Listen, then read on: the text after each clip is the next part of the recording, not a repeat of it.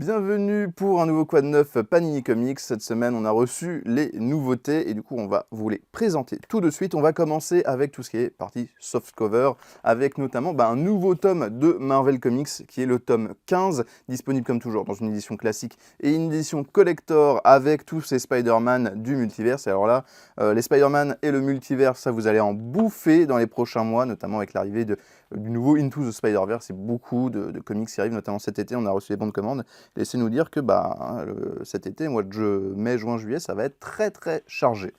Donc le nouveau Marvel Comics avec la suite du Amazing Spider-Man avec John Romita Jr. au retour au dessin, la suite d'Avengers, de Thor, de Iron Man et aussi de Avengers Forever qui est en parallèle de la série Avengers classique.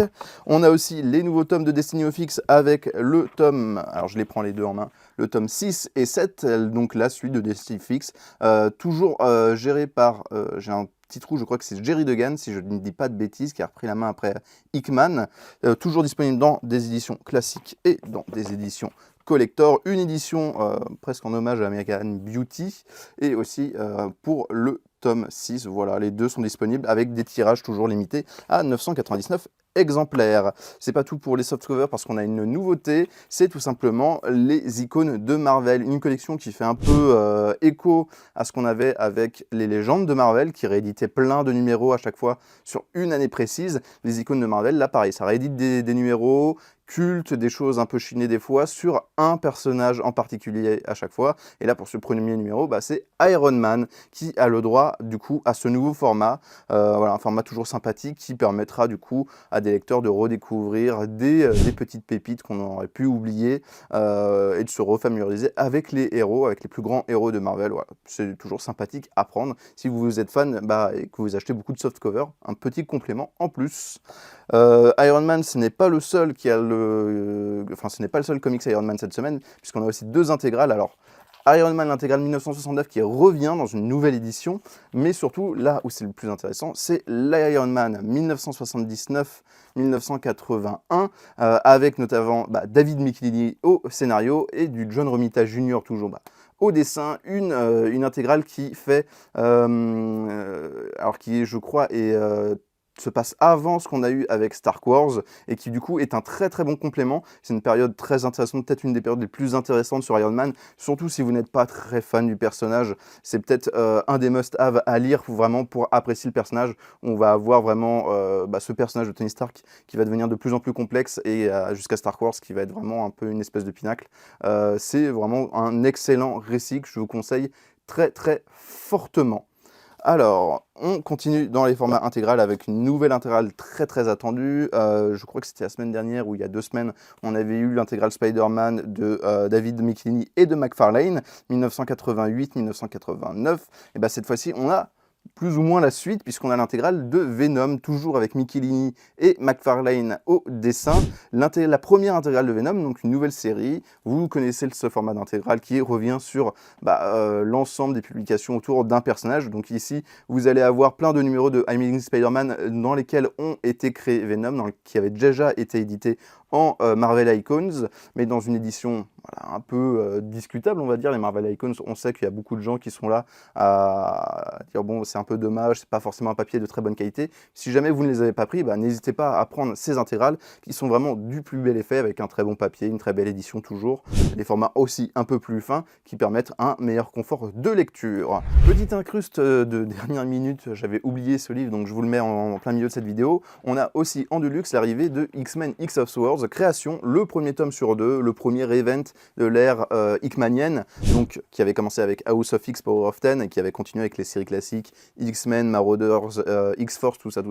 Un un bon crossover qui avait un peu divisé à sa sortie. Je vais pas vous faire l'affront de vous reparler 100 fois de quoi ça parle. Quentin, vous l'avez très bien pitché dans la vidéo Original Monthly, vous avez le lien juste ici, et dans la vidéo vous avez des timecodes pour voir vraiment cette partie-là précise. Du coup, voilà, un tome qui va compiler notamment les numéros d'X of Swords création, et aussi tous les numéros du coup qui étaient tie-in mais qui faisaient un peu le cœur de cet event.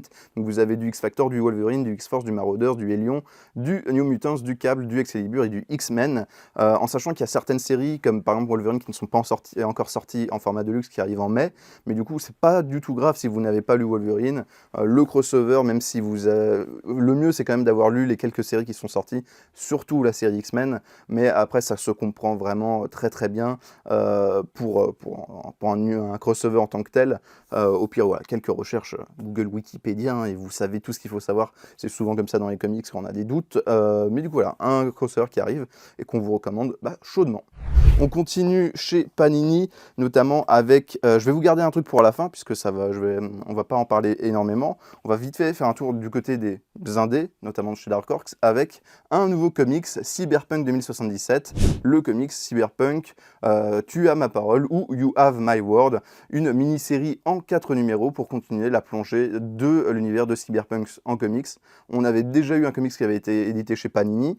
Et du coup, voilà, si jamais vous êtes fan du jeu et de cet univers de Cyberpunk de la part de CD Projekt, avec un jeu qui a eu moult rebondissements au niveau de son développement et même après sa sortie, beaucoup de mises à jour, beaucoup de dramas qui se sont créés autour, un comics qui est disponible ici pour continuer à découvrir l'univers toujours sympathique. Et on finit par une des nouveautés de la semaine, on va dire peut-être la plus importante, puisque c'est toujours quelque chose d'assez important quand on en a, c'était une nouvelle collection Petit Prix. Alors ce mois de mars, vous n'êtes pas sans le savoir, c'est le mois, comment on dit, le mois de il y a la journée de la femme, journée internationale des droits des femmes, quelque chose comme ça.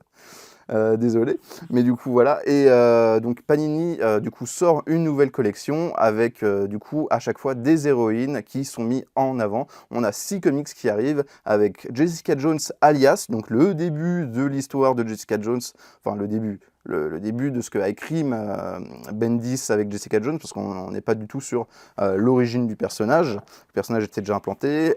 Du Miss Marvel avec, pareil, les premiers numéros de Miss Marvel, avec notamment J. Willow Wilson, la co-créatrice du personnage, au scénario. On a du She-Hulk avec du Dan Slott au scénario.